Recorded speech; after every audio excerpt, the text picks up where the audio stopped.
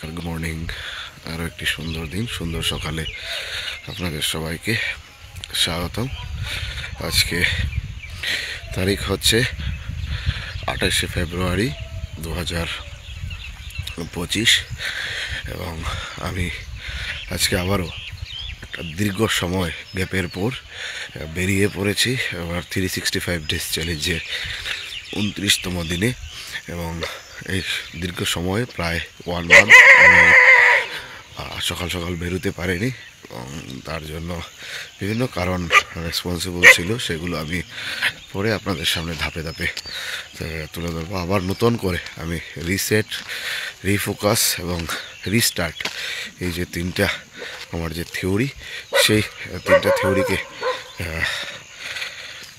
একসঙ্গে করে সেটাকে আবারও রিফোকাস করে কীভাবে এগিয়ে যাওয়া যায়, আবার নিজের শারীরিক এবং মানসিক সুস্থতার জন্য বেরিয়ে পড়া। আর যে উদ্যমটা নিয়ে আমি 1 জানুয়ারি থেকে শুরু করেছিলাম, সেটাকে কিভাবে আবারও সেই ফোকাসে নিয়ে যাওয়া যায়। আমি হাঁটবো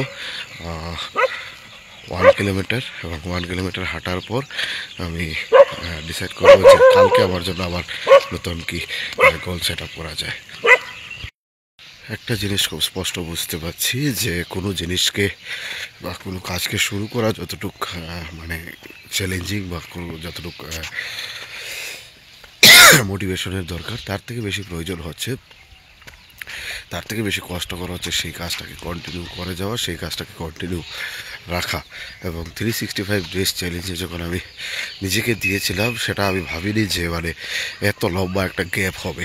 এবং সেটাকে মানে প্রথম মাসেই আমাকে 28 দিন পর সেটা থেকে আমাকে কিছু সময়ের জন্য সরে আসতে হবে। তো সেটা আমাকে একটা নতুন অভিজ্ঞতা দিয়েছে এবং সেই অভিজ্ঞতা আমাকে আগামী যে দিনগুলো সেটাকে আরও ভালো করবে। তো হাঁটছি, আবারও মাঠে ফিরছি। এই যে 365 ডেজ চ্যালেঞ্জে প্রতিদিন সকাল থেকে উঠে নিজের মানসিক এবং শারীরিক সুস্থতার জন্য 1 ঘন্টা সময় দেওয়া, সেই কাজটা থেকে আমি বিরত ছিলাম এবং সেটা করে উঠতে পারিনি এবং অনেকটা পিছিয়ে। কারণ আমার পুরো ফেব্রুয়ারি মাস প্লাস 2 দিন জানুয়ারি মাস, টোটাল আমি 30 দিন পর আবারও হাঁটতে বেরিয়েছি এবং যার ফলে আজকে কনফিডেন্সটা অনেক তলানিতে এসে ঠেকেছে। চেষ্টা করছি যে প্রতিদিন এখন থেকে বেরোবো।